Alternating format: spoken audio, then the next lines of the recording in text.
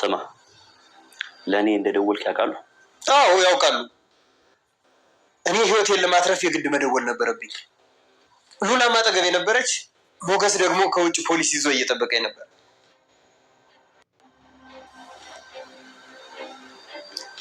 አልገባኝ። የታሰርከው ሉላ ላይ?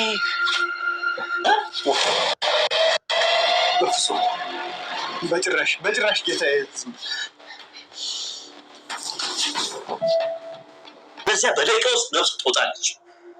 በረሃ መኪና ይታላል። አስከሬኔ በዛ ከመሄዱ በፊት ከሉላ ጋር ምን ነበረ? ምንድን ነው ያደረገው? ምንም አላደረኩም። ትህትና ታሪክ ሰራች። አጋጣሚውን ተጠቅማ ዝናና ጠበቃውን አስይዛቸውም ነበር። ዝና ጠበቃውን ያከበረውን ያህል አዋርዶትም ነበር። የፍርድ ቤቱን የክሱን ጉዳይ እነ መድብል የመጨረሻ ደረጃ ላይ እንደደረሱ የተናገሩም ነበር። ብሩክ ማህሌትን እንደማይፈልጋት የመጨረሻ ቃሉን ሲነግራትም ነበር። ሰላም ጤና ይስጥልን። የተወደዳችሁ የተከበራችሁ አድማጭ ተመልካቾች በመላው ምድር ጫፍ ለምትገኙ ለሰው ዘር በሙሉ ያላችሁበት የከበረ ሰላምታችን ይድረሳችሁ። ሰላማችሁ በእጥፍ ይብዛ እያልኩ እንኳ ወደዚህ ቻናል በደህና መጣችሁ። ለቻናሉ አዲስ ከሆናችሁ ሰብስክራይብ በማድረግ ቤተሰብ እንድትሆኑን አክብሮታዊ ግብዣይን እያቀረብኩ በዚህ ቪዲዮ እነሆ የምሳሌ ድራማን ነው ይዤ የመጣሁት። ቪዲዮንም እስከ ፍጻሜ እስከ ማብቂያ እንድታዩት በአክብሮት ጋበዝኩ። ብሩክ ለማህሌት እንደማይፈልጋት ይቅርታም እንደማያደርግላት የመጨረሻ ቃሉን ሲነግራት ነበር። ማህሌትም ይቅርታ ማታደርግልኝ ከሆነ እንደ ቀድሞ የማንሆንስ ከሆነ ለምንስ እቀመጣለሁ? መቆየቴስ ጥቅሙ ምንድን ነው? እዚህ የምቆየውም ጥቅማችሁን የምትፈልጉትን ነገር እስካሳካ ብቻ ነው ማለት ነው ስትል ስትመልስለትም ነበር።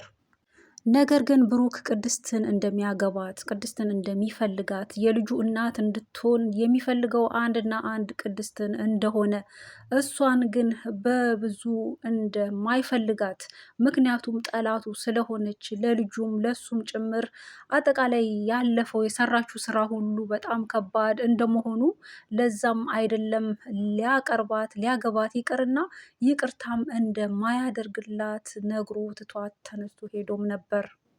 እነ ሉላና ሞገስ ጠበቃው በመያዙ እንደገናም ደግሞ ሊፈታም እንደሚችልም እያሰቡ ነገር ግን ቢያንስ በመያዙ እንኳን እየተጽናኑ በቀጣይም ደግሞ እንዴት ማድረግ እንዳለባቸው የሚያደርጉትን ነገር የሚፈልጉትን ነገር ከነመድብል ጋር ተነጋግረው ማድረግ እንዳለባቸው ያላቸው ንብረትም መመለስ እንዳለበትም አበክረው ሲነጋገሩበትም ነበር። ሆኖም ግን ያው ጠበቃው ሉላን እንዳማለለ ወይ እንደፈለገ አብሯት ሊተኛ መፈለጉን ብቻ በተለያየ መንገድ ይህንን ካወቀ በጠበቃውና በዝና መሀል አለመግባባት እንደሚፈጠር ማለትም ዝና በሉላ የመጡበትን እንደማይተው ውለታ ነው ብሎ እንኳን ያን ውለታንም አያስብም። የሚያያትን አይደለም የሚመኛትን የሚያያትን ሁሉ እየደበደበ እንደሚያልፍ ስትናገርም ነበር። ነገር ግን ሞገስ አያገባኝም የራሳቸው ጉዳይ ሲል አለመግባባትም በመካከላቸው ቢፈጠርም ባይፈጠርም የራሳቸው ጉዳይ፣ እኛ ግን ነገሮቻችን ወደ ፍጻሜ እየደረሰ ነው ሲል ሲናገርም ነበር። ሞገስ እንዳለውም የእነሱ ጉዳይ እንግዲህ ወደ ፍጻሜ እየደረሰ እንዳለ ነው የሚያሳየው። ምክንያቱም በመጀመሪያም ጉዳያቸውን ሲያዘገይ የነበረው ጠበቃው ነው። ያም ሉላን መፈለጉ ሉላ ከሱ ጋር ካልሆነች ነገሮቻቸውን እንደማያሳካ ይባስ ብሎ ጭራሹኑ ዘብጥያ እንደሚወርዱ እያስፈራራም በዚህም በዛም እንግዲህ ነገሮቻቸውን አዘግይቶ ነበር። አሁን ግን የጠበቃው ስራ ስለተጋለጠ እሱም እንግዲህ ትልቅ ችግሩ ስለወደቀ ከዚህ በኋላ ምንም ያግደን ነገር አይኖርም። ዋናው ነገር እንግዲህ ከነመድብል ጋር ተባብረን የምንፈልገውን ነገር እናሳካለን፣ ነፃ እንወጣለን፣ አሁን ሁሉ ነገር ወደ ፍጻሜው እየደረሰ ነው ሲል ተስፋም ሲያደርግ ሲያጽናናትም እንግዲህ ሲነግራትም ነበር ለሉላ። በሌላ በኩል ጠበቃውና ዝና በመጀመሪያ ሲገናኙ ዝና እንግዲህ ጠበቃውን አክብሮት ትልቅ ሰው መጣ ሲል ተቀብሎት ነበር። ወደ ክፍልም ወደ ውስጥ ከገቡም በኋላ እንግዲህ በንግግራቸው መሀል ስለ መጀመሪያ ስላልተናገረው ነገር እንግዲህ ሲናገር ሳያስበው ሚስጥር ብሎ የያዘውን ነገር አውጥቶ ሲናገር ዝና እጅግ በጣም ተናዶበት ነበር። እናም ከሉላ ጋር ለካ በዚህ ምክንያት ነው የታሰርከው ሲል ሊገድለውም ተነስቶም ነበር። እናም ምክንያቱንም ተናገር እያለም ሲያፋጥጠው ነበር። ጠበቃውም ያው በመጀመሪያ ሊክድም ቢፈልግም እንዲሁም ደግሞ ጉዳዩንም ደግሞ መናገር አስቦም ሳይሆን ያው ሳያስበው በነገር በወሬ እንግዲህ እንዳወጣጣው ነው ዝና የተናገረው ማለት ነው እሱ። እናም በመጨረሻም ያው ጠበቃው እሺ እነግርሃለሁ እያለ እጅግ ኩምሽሽ ብሎ ነበር። እንግዲህ በነ ሞገስና በነ ሉላ ላይ እንደዛ ደረቱን ነፍቶ እንደዛ እንዳልተጫወተባቸው እንዳልቀለደ እንግዲህ ለጌታም ጌታ አለውና አሁን ላይ ግን ጠበቃው ኮምሽሽ ብሎ ዝናን ጌታዬ እያለ ሲለማመጠውም ነበር። በጣም ደስ የሚል ፓርት ነው። በሌላ በኩል ትሁትና እስከ ዛሬ ድረስ እንግዲህ ጨክና በእልህ እንግዲህ ከሞትኩም ልሙት በሚል የቆየችበትን ጊዜና ከዚህ በኋላ ደግሞ የሚቀራት ጊዜ እንግዲህ ውስን ጊዜ ነው። ለአሰቡት ጉዳይ ሊያውሏት ወደ ሞት ልትነዳ ስለሆነ ከዛ ሁሉ ሁለት መንገድ እንግዲህ ሁለት አማራጭ ካለኝ አንዱን የተሻለውን ልምረጥ ስትል ያንን ለማድረግ እንግዲህ በማስመሰል ዝናን እወድሃለሁ እያለችው ነበር። ዝናም ይህ ቃል እጅግ አስደስቶት ደጋግሞም እንድትለው እንዳልሰማ ይህን ቃል እንደገና እንዲሰማ እንደገና ደጋግማ እወድሃለሁ እንድትለው ሲጠይቃትም ነበር። እናም በጣምም ተደንቆ እንዴት እንዲህ አለች ሲልም ነበር።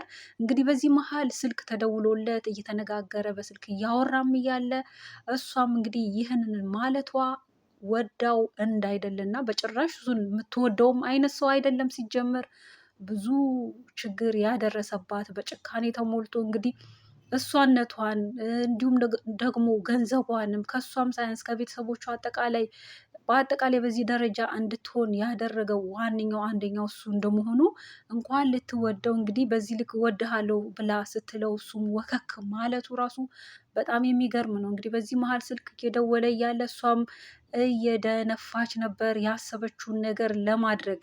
በመጨረሻም እንግዲህ ተሳክቶላት አድርጋለች ማለት ነው። መድብል አልበሜ ሊያልቅ ጥቂት ነው የቀረው። ከዚህ በኋላ አልበሜን አስመርቄ እንግዲህ ለገበያ ውሎ ከዛ በኋላ ደግሞ ወንድሜን ድሬ ከዛም ደግሞ እነ ሞገስንም እንዲሁ ድሬ እያለ ተስፋ በማድረግ ላይ እያለ እንግዲህ ከሚመለከተው አካላት ጉዳዩን ከሚያስፈጽሙለት አካላት የሰማው ነገር በጣም አናዶት አሳዝኖትም ነበር። እንግዲህ በአጠቃላይ ፋይሎቹ ሁሉ እንደጠፉ ሲነግሩትም ነበር። ይህ እንዴት ሊሆን ይችላል? እንግዲህ በሰለጠነ ጊዜ በዚህ ጊዜ እየኖርን ፋይል እንዴት ጠፋ ይባላል? ፋይል እንዳይጠፋ የተለያየ አማራጮች የምናስቀምጥበት መንገዶች እያሉ እንዴት ይህ ሊሆን ይችላል እያለ በጣምም በዚህ ጉዳይ አብዝቶ እያሰበ እያሰላሰለም ነበር። እናም ከሞገስ ጋርም ተደዋውሎ እንግዲህ ስለዚሁም ጉዳይ እንዲሁም ስለ ጉዳያቸውም ተስፋ ሰጪ የሆነ ነገር እየነገረውም ነበር። በሌላ በኩል ኤፍራታና ደላላው እንግዲህ ጥሩ ሙድ ላይ ናቸው። ኤፍራታ ጥሩ ሰዓት ላይ ጥሩ ሰው አግኝታለች፣ የሚበላ ማለት ነው። እንደምትፈልገው የሚሆንላትን ሰው ባይሆን ኖሮ እንግዲህ በብቸኝነት ያውም ደግሞ የቤት ክራይ ማን ይከፍልኛል በማለት እንግዲህ በችግር የምትወድቅበት ጊዜ ላይ ነው ዳጣ ውለታ የዋለችላት ማለት ነው። ዳጣ ደላላውን መርዞን ካስተዋወቀቻት በኋላ ኤፍራታ እንግዲህ ችግር ከሷ እርቋል ማለት ነው። የቤት ኪራይ ይከፍልላታል፣ የምትፈልገውን ነገር ያደርግላታል። እንዲሁም ደግሞ በቀጣይነትም በድፍረት የሚያስፈልጋትን ሁሉ እየጠየቀችው እሱም ደግሞ ከአንዳንድ ቀን እሺ ትለኛለች፣ አብራኝ ትተኛለች በሚል ተስፋ የምትፈልገውን እያደረገ ነበር። እንግዲህ አንድ ቀን በቤቷ ቁጭ ብላ እያለችም እዛም አቅንቶ ነበር። እናም እንዴት መጣ? ጥሩ ሰዓት መጣ፣ እንደው የምፈልግህ ነበር ብላ የምትፈልገውን ነገር የተበላሸ ነገር እንዳለና እንዲገዛላትም ስትጠይቀው ነበር። እሱም ከመግዛት ይልቅ መስራት ይቻላል፣ እኔ እኮ እችላለሁ ሲል እንግዲህ ራሱን እንደሚችል ሰው አድርጎ ኤሌክትሪኩን ለመስራት ሲሞካክር ኤሌክትሪኩ ይዞት አፍርጦት ነበር። እንግዲህ ያው ከሞት እንደተረፈ ነው። ሆኖም ካልቻልክ ምንም አይደለም፣ አለመቻል ደግሞ ምንም አይደል፣ ሁሉን ነገር ደግሞ እችላለሁ ወይ አውቃለሁ አይባልም ብላ እሷም ሞራሉን በመጠበቅ ይልቁንስ ሌላ ቦታ ወስዶ እንዲያሰራም ስትነግረው ነበር። እሱ ግን አሁንም ቢሆን እንደገናም ተነስቶ ለማሰራት ምናምን ሊሞካከር ነበር። መልሶም ደግሞ ወስጄ አሰራለሁ እያለ ነበር። እንግዲህ ከወጪ ለመዳን ብሎ ማለት ነው። ከሚገዛ ያው አሰራዋለሁ ወስጄ የሚሰራበት እያላትም ነበር። እንግዲህ በወጪ በማስወጣት ኤፍራታ አልተቻለችም።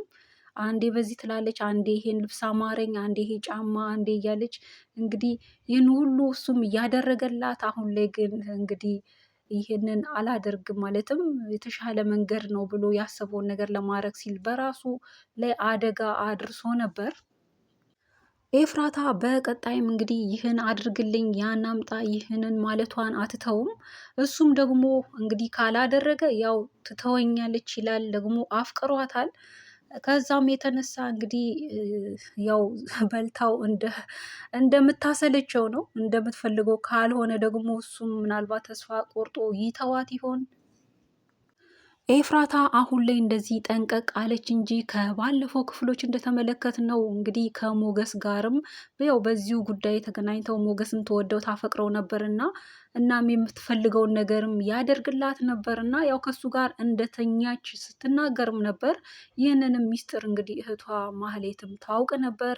ራሷም ደግሞ በህልሟ ሁሉ እስክትቃጅ ድረስ እንግዲህ የሆነ ጊዜ ነበር እና አሁን ላይ ግን ለመርዞ ጨክናበታለች። እንደሚፈልገው ልትሆንለት እንግዲህ ትዕግስቱን እየተፈታተነች ነው ማለት ነው። በቀጣይ እሱ ሲሳካለት ይሆን? በአጠቃላይ በዚህ ክፍል በዚህ ቪዲዮ የቃኘ ነው ይህንን ይመስላል። ቀጣዩንም ክፍል በቀጣይ የምናጋራችሁ ይሆናል። በዚህ ቪዲዮ ላይ የእናንተንም ሀሳብ አስተያየት በኮሜንት አስቀምጡልን። ቻናሉንም ሰብስክራይብ ማድረግ እንዳትረሱ፣ ቪዲዮንም ላይክ በማድረግ ሼር በማድረግ እንድታበረታቱን ስል በትህትና እየጠየቅኩ እንግዲህ በዚህ ተሰናበትኳችሁ። በቀጣይ በሌላ እስከምንገናኝ ደህና ሆኑልን። ባይ ባይ።